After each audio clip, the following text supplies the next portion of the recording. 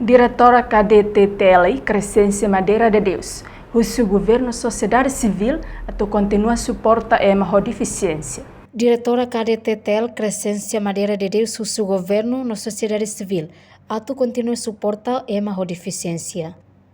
Diretora KDT-TL Crescência Madeira de Deus ateteng dane sábado semana kotu ke Palácio Presidência Nicolau Lobato e âmbito celebração Lorong Mundial a deficiência.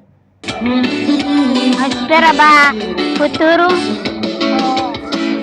governo inclui organização sociedade civil ira continua suporta para a deficiência ira e Timor-Leste a celebra loro importante para a deficiência ira.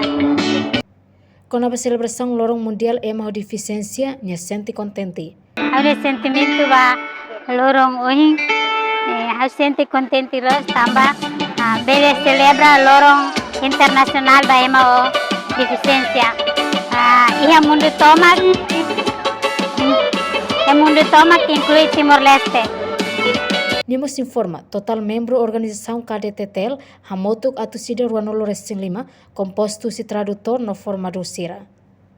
KDT-TL nya programa importante mak for formação ba ema deficiência tilung, no formação ba ema nebe kolej gestual, hodistai tradutor ba maluk deficiência sira no mosalo advocacia. Amine programa importante mak for formação ba ema deficiência tilung, deficiência tilung, nomos for formação lian gestual ba ema nebe mak la deficiência atu sai tradutor lian gestual ba maluk deficiência nomos advocacia.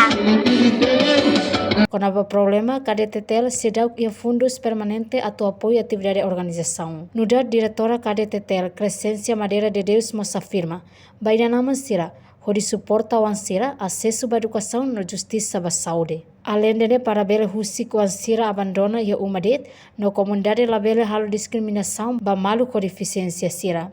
Reportagem Cidália de Arauzo, Televisão Timor-Poste.